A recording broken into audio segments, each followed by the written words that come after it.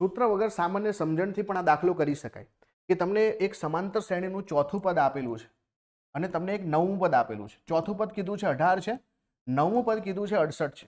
હવે આપણે જાણીએ સમાંતર શ્રેણીમાં બે પદ વચ્ચેનો તફાવત સરખો હોય, જો તમારે ચોથાથી જે છે નવમા પદમાં જવું છે એટલે કે ટોટલ 5 પદો તમારે કૂદવા પડે અને અહીંયા જે છે ખરેખર પદોની સંખ્યામાં કેટલો વધારો થાય છે તો 50નો વધારો થાય છે. આનો મતલબ કે ડિફરન્સ તો સરખો જ હોય.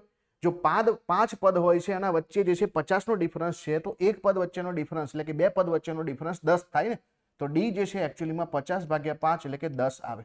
હવે આનાથી આપણે ડિફરન્સથી શું કરી શકીએ કે મને ચોથું પદ જે છે ઓલરેડી ખબર છે 18 છે, તો ત્રીજું પદ જે છે એનાથી 10 ઓછું હશે એટલે કે 8 હશે.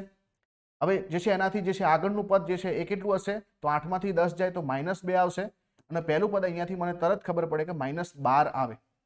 બીજું કે નવમું પદ ઓલરેડી મને ખબર છે તો 10મું પદ પણ મને ખબર પડી જાય કે 10મું પદ જે છે 78 આવશે અને આપણે તો પ્રથમ 10 જે છે કિંમતોનો સરવાળો શોધવાનો છે. પહેલી પણ કિંમત ખબર છે, છેલ્લી પણ ખબર છે, ટોટલ સંખ્યા પણ ખબર છે, તો સૂત્ર શું થાય n/2 a + l. n/2 એટલે કે 10/2, a ની કિંમત -12 છે અને l છેલ્લા પદની કિંમત એટલે 78 છે. અહીંયા જે છે 10/2, 78માંથી 12 જાય તો 66 થશે અને 66 એ 2 ભાગ ચલાય તો 33, તો 33 × 10 એટલે કે 330 આપણો જવાબ આવે. કેટલો આવે 330. Option number B right answer છે.